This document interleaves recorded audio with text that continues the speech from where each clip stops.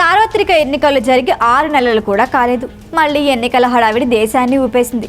వరుసగా మూడోసారి బీజేపీ కూటమి కేంద్రంలో అధికారం చేపట్టగా తాజాగా జరిగిన మహారాష్ట్ర అసెంబ్లీ ఎన్నికల్లో మహాయుతి కూటమిలో ఉన్న బీజేపీ విజయ దుందుబి మోగించింది. అలా ఇలా కాదు, గత 50 ఏళ్లలో ఎప్పుడూ చూడని ఫలితాలను నమోదు చేసింది బీజేపీ. మహారాష్ట్ర ఎలక్షన్లకి ముందు కూటమి కట్టిన పార్టీలు ఈ స్థాయిలో ఎప్పుడూ విజయం సాధించలేదు. ఏక పార్టీగా చూసుకున్న బీజేపీ సోలోగా 133 స్థానాలు గెలుచుకొని ఔరా అనిపించింది. కూటమి విజయాన్ని ఎగ్జిట్ పోల్స్ అంచనా వేసిన 288 సీట్ల మహారాష్ట్ర అసెంబ్లీలో మహాయుతి 233 స్థానాలు గెలుస్తుందని, అందులో బీజేపీ 133 స్థానాలతో అతిపెద్ద పార్టీగా మారుతుందని ఎవ్వరూ ఊహించలేదు.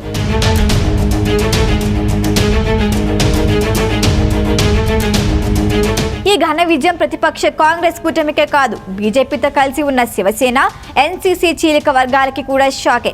ఎందుకంటే ఇప్పటి వరకు శివసేన షిండే వర్గం, ఎన్సీపీ అజిత్ పవార్ వర్గం దయాదక్షిణ్యాలపై బీజేపీ కూటమి అధికారంలో ఉంది. కానీ ఈసారి బీజేపీకి సోలోగా 132 స్థానాలు గెలవటం ఆశ్చర్యంగా ఉంది. ఇదేమీ మ్యాజిక్ ఫిగర్ కాదు, కానీ బీజేపీకి పెరిగిన బలం భవిష్యత్తుని కళ్ళకి కడుతోంది. రాబోయే రోజుల్లో బీజేపీ సోలో పార్టీగా మహారాష్ట్రలో అధికారం చేపడుతుందని చెప్పటంలో ఎలాంటి అనుమానం లేదు. మహారాష్ట్ర మహాయుతి విజయం గురించి ప్రస్తావించాలంటే 2019లో జరిగిన అసెంబ్లీ ఎన్నికల గురించి చెప్పుకోవాలి. ఆ ఎన్నికల్లో బీజేపీ అత్యధిక సీట్లు సాధించిన ఏకైక పార్టీగా నిలిచినా సమీకరణాలు కుదరలేదు. ముందు 11 రోజులు రాష్ట్రపతి పాలన విధించారు. ఆ తర్వాత బీజేపీ నేత దేవేంద్ర ఫడ్నవీస్ కేవలం 5 రోజులు ముఖ్యమంత్రిగా మురిశారు. ఆ తర్వాత ఎన్సీపీ, శివసేన, కాంగ్రెస్తో కలిసి మహావికాస్ అఘాడీ పేరుతో ప్రభుత్వాన్ని ఏర్పాటు చేశాయి. అక్కడే అసలు కథ మొదలైంది. ఉద్ధవ్ ఠాక్రే 2.5 ఏళ్ల పాటు ముఖ్యమంత్రిగా పనిచేశారు. చివరకు ఎన్సీపీ, శివసేనను చీల్చి బీజేపీ కొత్త కథ మొదలుపెట్టింది. శివసేన చీలిక వర్గం నేత ఏక్నాథ్ షిండేను సీఎంని చేయటంతో ఆ ప్రభుత్వం మిగతా 2.5 ఏళ్ల పాటు ప్రభుత్వాన్ని నడిపింది. ఈ క్రమంలో చీలిక వర్గాలకి కోర్టు తీర్పులు కూడా మద్దతు తెలపడంతో వారికి నైతిక బలం పెరిగింది. అక్కడి నుంచి మహాయుతికి విజయావకాశాలు మెరుగయ్యాయి.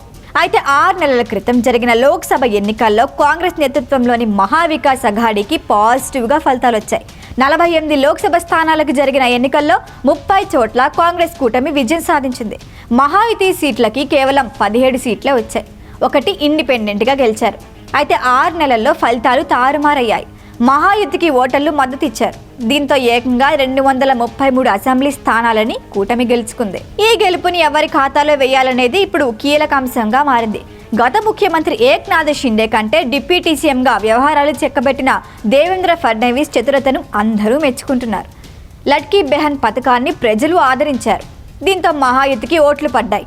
మహిళలకి 1500 రూపాయలను నేరుగా వారి ఖాతాల్లోకి బదిలీ చేస్తున్న ఈ పథకం మహిళా ఓట్లను గుంపగుత్తగా మహాయుతి వైపు వెళ్లించింది. బీజేపీ కేంద్ర నాయకత్వంపై ఉన్న నమ్మకం కూడా వారికి కలిసొచ్చింది. ఈ ఎన్నికలు మరో విషయంలో కూడా క్లారిటీ ఇచ్చాయి.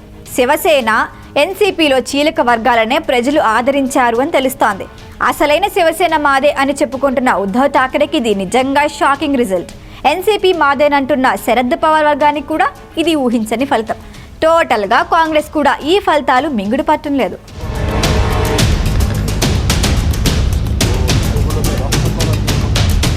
ఈ వీడియో కనుక మీకు నచ్చినట్టయితే లైక్ చేయండి, షేర్ చేయండి, సబ్స్క్రైబ్ చేయండి. అలాగే పక్కనే ఉన్న బెల్ ఐకాన్ని క్లిక్ చేయండి.